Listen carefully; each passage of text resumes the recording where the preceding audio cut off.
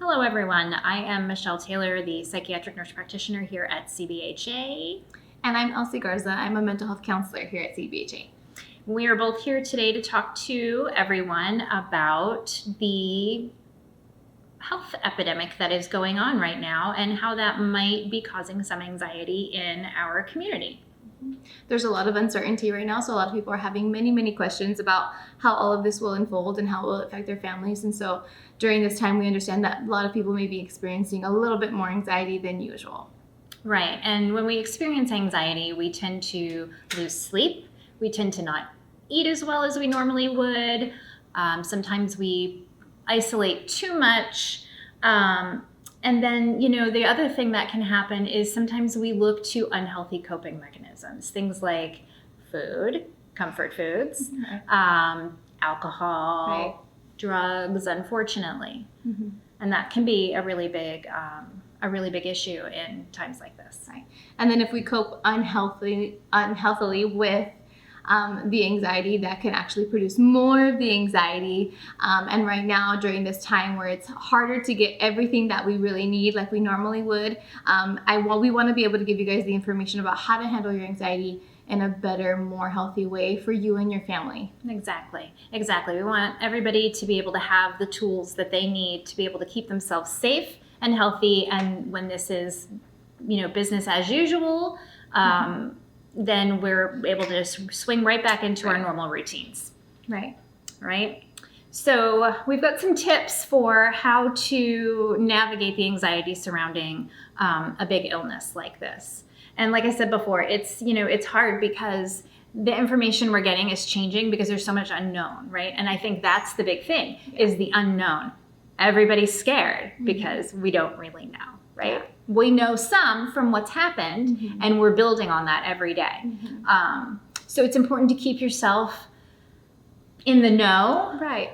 Educated appropriately about what's going on, making sure that you're aware of the things that are happening in your community, so that you keep yourself and your family as safe as possible. But at the same time, limiting maybe some of those unreliable sources that may be giving you some false information, because that would be something that it would not be healthy for your family. Hyper-focusing on negative things is one of the ways to actually trigger more anxiety than to calm it down in any kind of a way. So definitely looking for reliable sources to keep yourself educated about what you can do to protect yourself and keep your family safe. Right. So you want to stay on top of the numbers, but we don't need to constantly check them. Right? We don't need to be constantly logged into Facebook, checking the news feeds on every news website there is out there, just hyper-focusing and worrying, well, who's right, who's not. Find someone that you have always felt has been reliable for your news and stick with that source. It's definitely okay to expand out on that. And the kind of places you want to expand out on are things like the CDC, the public health websites. Those are going to be where you're going to get your most accurate information. Yeah, because medical professionals are more in the know about what is exactly going on with the virus itself, and versus where Facebook is publicizing more of society's reaction to the virus and what's going on. So our information, we would want you and love for you to get it from a credible source that you trust and know is giving you accurate information. Correct. So the other thing that's really good to kind of minimize that anxiety is to make sure we have a routine. Try to stick to your routine as much as possible. Let's try to make sure that we have structure in every day because structure is important. Yes. Different activities that you can do. If you are self-quarantining and you're staying home more often than you usually would before, try figuring out different activities that are similar to the ones that you would engage in before. If it was exercise, if it was talking to your friends, if it was playing games with your family, if it was doing different activities with your children, maintain those things. Maintain them during your day as best as you can. Yes, maybe some of them will need to be modified somewhat, but there are definitely things that we can still do to stick to our regular routine throughout the day. Exactly. In order to practice social distancing, one of the things that we need to do is we want to protect our vulnerable populations, and that seems to be our grandparents. Yes. Right. So grandma and grandpa, grandma and grandpa don't want to be home alone. Most times they feel it can help that could lead them to feel a little bit sad. So we want to make sure we're reaching out to them on the phone. It's okay to go visit them and wave in the window or through the screen. Nursing homes are one of those places where they're restricting visitors, but you want your family to know that you are there and thinking about them. It would be a really good idea too for a family to come up with a creative and fun way to still stay engaged with those people or elderly people in their family, so that they know that we care about them, that we love them, and we're supporting them through this very, very difficult time. I think for kids as well, a lot of the anxiety comes from not knowing what our family or friends are going through. We sometimes often worry more about other people than we worry about ourselves. And if we're worrying more about other people, sometimes it is a very, very, very good idea to stay connected to them in any way that we can, because that reassures us that they're happy and they're healthy. And so if there are ways that we can do that, maintain our children connection with people in their family or just even family friends, I think that's one of the best things that we can do to reduce their anxiety about bad things possibly happening. And that goes for adults as well. Yes. Exercise is a really great way to relieve stress. Also helps boost endorphins and other neurochemicals in our brain that help us feel better, generally, that help reduce anxiety. So if you don't exercise normally, maybe starting some exercise wouldn't be a bad idea. Simple things. It doesn't have to be getting on the treadmill. It can be short bursts of high intense activity. So some jumping jacks, some running in place or running around your house or, outside for a little bit. Yes, definitely. A body at rest stays at rest and a body in motion stays in motion. So if you don't want your body to get used to being at rest for too long, just remind yourself to do something active every couple hours at least, that you're moving around and you're reminding yourself that my body is doing these things for me and I need to take care of it. So exercise may have to be modified, like we said before, but there are different things that you can look up on the internet, on YouTube, different home workout activities that you or even your children can do at home with you to kind of get some of their anxiety out, some of those jitters out that they may need to get out a little bit. So fun and creative ways, again, to keep your body moving is very, very important to alleviate some of the stress. Yes, I agree. Also making sure that, a lot of us are restricted to our houses or trying to restrict ourselves to our homes.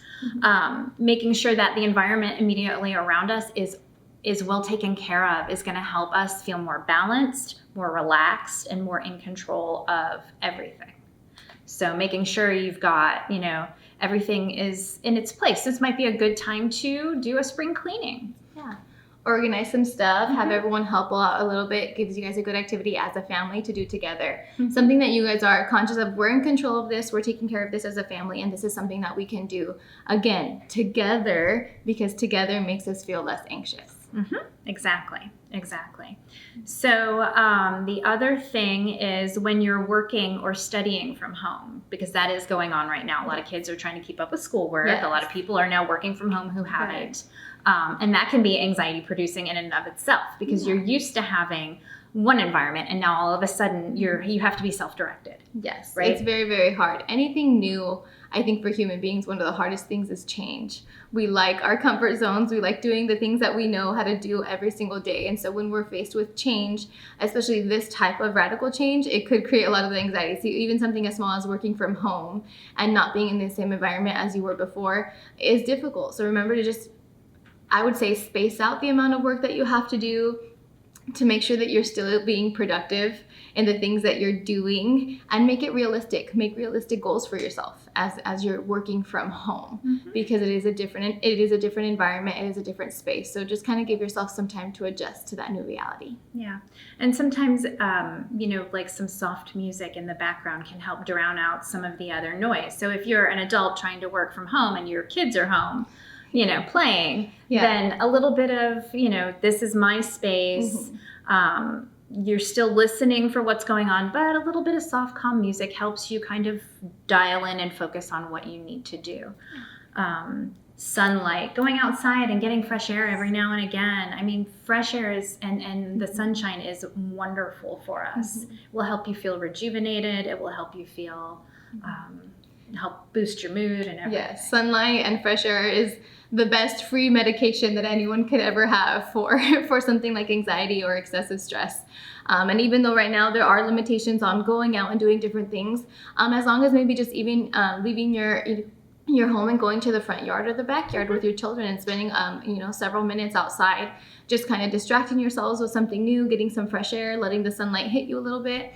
Sometimes when we're stuck inside all day, I know that can create a lot of anxiety. So one of the ideas that I had was at least every couple hours I'm going to be going outside, walking, doing something different to just kind of distract myself from all of the maybe the negative things that I'm listening to and the different, ideas that we're getting from social media. Oh, yeah. Maybe just distancing ourselves a little bit from that and giving ourselves a moment to kind of calm down, our brains and focus on something different. Right. Yeah, I agree 100%, and I think that especially if you're feeling anxious, sometimes when we're anxious, we feel a little claustrophobic, a little closed in, a little choked, a little trapped. So making sure we get up and change our environment frequently, and expose ourselves to different areas of the house, different types of lighting, and the outside as well is going to be really, really helpful for that. There are some resources that we will post as well if anybody wants some additional tips on how to do things. Do you have anything else you think we missed? Or I just think it's really, really important for us to meet our irrational thoughts with our logical brain, because there's a lot of information. Like there's this huge influx of things that are coming to us from so many different, sources, so many different people, so many different things. And so the way that I like to look at it a little bit is I have an irrational brain sometimes. Sometimes I think of things that may not be real, may not be reality. And so in order for me to combat that, I have to remember that I also have a thinking brain. I have my worrying brain, and then I have my thinking brain. And reminding myself that I also have a logical thinking brain that can help me through and organize some of the things that are actually my reality versus these created thoughts that are not my reality, are more anxious, is really important. So always remember, an irrational thought we can always manage with our logical brain. And we all have that. Yes, absolutely. And on that note, we want to make sure that everybody is eating well, staying hydrated. Continue taking your medicine like you're supposed to. Yes. There's a lot of resources out there that if you can't come get medicines, there's some delivery options. There's drive-thrus. I mean, the community's here to try to help figure out how to get everybody what they need, as best as possible. And services here, while we are trying to limit them, we want those people that feel like they need that connection to service to continue to reach out to us. We can reach out back by the telephone, and we are doing some video conferencing, when it's really, really needed. But if you're healthy, if you're well, as much as if you're not feeling well, right?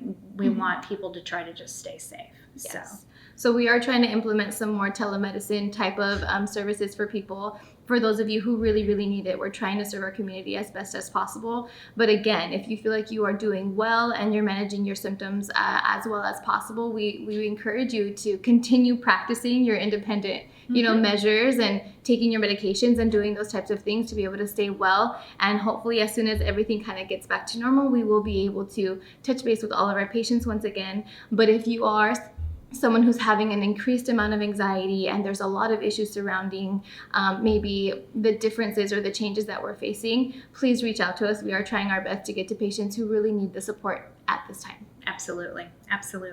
Okay, thank you. Thank you so much for watching this video. We appreciate it. And like again, we said, we are here, mental health counselor and our psychiatrists on staff to be able to help with whatever you guys may need as a community.